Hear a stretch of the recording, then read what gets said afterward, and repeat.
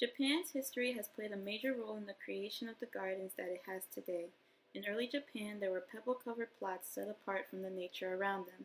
These plots were considered sacred areas seen at early Shinto shrines. In the Nara period, the Chinese introduced Buddhism and formal garden designs to Japan that included ponds and rocks. The gardens were used for the enjoyment of the emperor and his nobles. Afterward, the Heian period was a much more peaceful time. Due to limited contact with the Chinese, the gardens had a chance to develop more of Japan's styles and values. More gardens were being built by aristocrats near palaces and villas.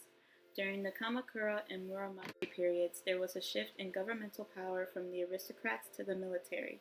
The military embraced Zen Buddhism, which affected the gardens' designs to be more minimalist and simpler. The newer gardens helped with religious advancement and monks' meditation. Finally, the Edo period came with a change in government power to a feudal system which gave power to feudal lords. They had more money and invested it into the arts. As a result, the designs of gardens took on a more similar look to those from the Heian period. In Japanese gardens, the most important thing is that everything has purpose and meaning. Although it varies by garden since each garden draws different influences, most Japanese gardens don't use as many flowering plants. There are some plants that are seen as staples in most Japanese gardens. Most recognizable is the lotus, which is a sacred flower that blooms in the pond and is important in Buddhism. Its roots grow at the bottom of the pond, symbolizing growing in difficult human conditions. It's growing to the top of the pond from the murky bottom and blooming with a gorgeous flower symbolizes human enlightenment, since it can rise above suffering or the muddy pond. Moss is found in most Japanese gardens since it grows so well in the climate and suggests ancientness. One of the most common trees in a Japanese garden is a pine tree and represents perseverance and longevity, and is often pruned to be cloud-shaped to keep it in harmony with its surroundings. This takes 13 hours a tree a year. Another common tree is the plum blossom tree, which blooms at the end of winter when not much else blooms, so it represents resilience. The bamboo is an iconic and strong plant with hardy roots and is associated with prosperity and strength since it can withstand almost anything. Azaleas are also common. These flowering bushes represent humility since they do not grow to great heights. Another plant sometimes found in Japanese gardens is the camellia, which symbolizes the divine and often used in religious ceremonies. Rocks can represent many different ideas in a Japanese garden depending on the rock's shape and its location within the garden. For example, a large flat stone in the body of water represents a tortoise, which in Japanese culture symbolizes longevity. An upright stone in water, however, represents a crane, which also represents longevity, but isn't believed to live as long as a tortoise. A large stone on the ground symbolizes mountains and hills, and in dry gardens, gravel and sand represent water. Water is also a key element of most Japanese gardens, and ponds are usually the central focus for the garden and represent real or mythical lakes or seas.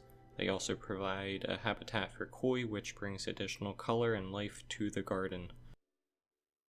In Japan, there are three main types of gardens. The first, the Shiden garden, is a walking and strolling garden. It's meant for people to interact with, to travel through.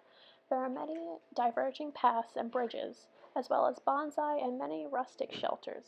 These gardens are the most inclusive and the most meant for people to interact with. The next is the more ornate type of Japanese garden, the tea house gardens. They are meant for purely viewing. They are the background to tea ceremonies in Japan and many other just purely aesthetic purposes. Next are the Japanese Zen gardens. The Zen gardens are typically dry, walled in, and raked with sand and rocks and gravel. They are minimalistic and based in the Shinto religion. Japanese gardens are meant to reside in a microcosm. Every feature of the garden is meant to represent a greater significance in the world and recreate nature that already exists. From this deeper significance, Japanese gardens require a large amount of maintenance, focusing heavily on control, and only allowing these gardens to grow and become these borrowed views that the idea for the garden originated from.